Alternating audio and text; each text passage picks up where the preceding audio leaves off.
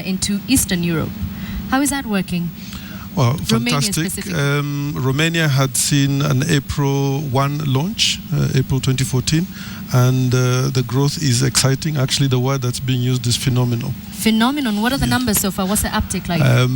We can't give you the exact stats, but of course it's 100% because we're starting from zero. What does that mean, 100%? I mean, well, you're starting. 10 people are using M-pesa in Romania well, today. they're in the hundreds of thousands. Hundreds of thousands. Yes. And do you have plans to expand into other countries in Eastern Europe? Not immediately. Just to give you the footprint that it's growing right now, you have India, you have in Africa, you have Tanzania, right. You have DR Congo, you have Mozambique, you have South Africa, and you have Ghana, which is now just taking root. You have Egypt, that's also just getting started and looking to grow into other markets now. These are so many countries that you've mentioned in very many different parts of the world. Is it Safaricom which is going to be operating this platform, or is it going to be operated by Vodafone? My CFO would wish that, but no, it's Vodafone. It's Vodafone. Yes. Are they going to be the platforms? Will they be tailor-made for the specific nations, or will they get the same M-pesa that we get here? Well, there's some level of customization that will be specific to each market, but Kenya is really the benchmark because this is the test bed where almost every permutation of M-pesa transaction has been done here. So the Kenya M-pesa platform is really the blueprint upon which all the other platforms will be built on. Okay, let's talk about East Africa because M-pesa has been in Tanzania and Uganda for a while now. What's the uptick there?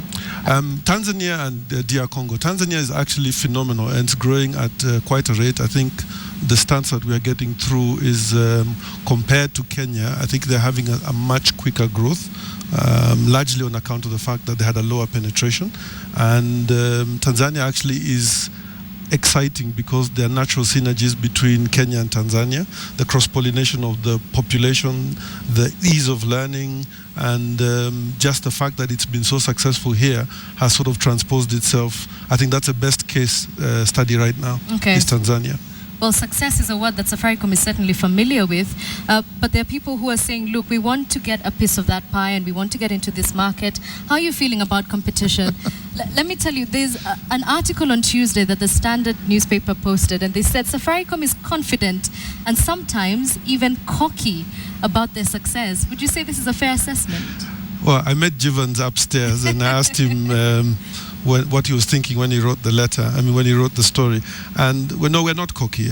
Actually, we are quite alive to the fact that the cheese is moving. The competitive landscape is getting a lot more complex than we've been used to. But we're also very confident that it's a big pie.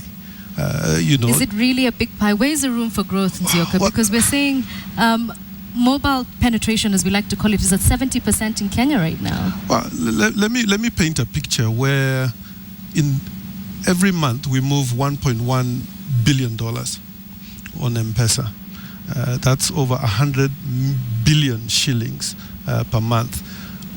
That alone does not even form 2% of the cash transactions that are in Kenya.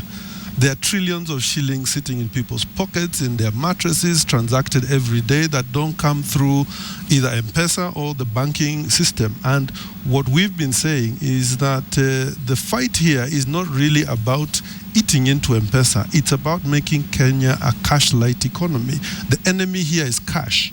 And what cashless systems like M-pesa will do is actually minimize the cost of cash to the economy, the cost of cash in transit, the cost of printing banknotes, the cost of insecurity, the cost of insurance, and basically just turning the economy slowly into a cash-light environment. Okay, so you're not at all worried about the people who are saying, look, we have a license for MVNOs and for other things?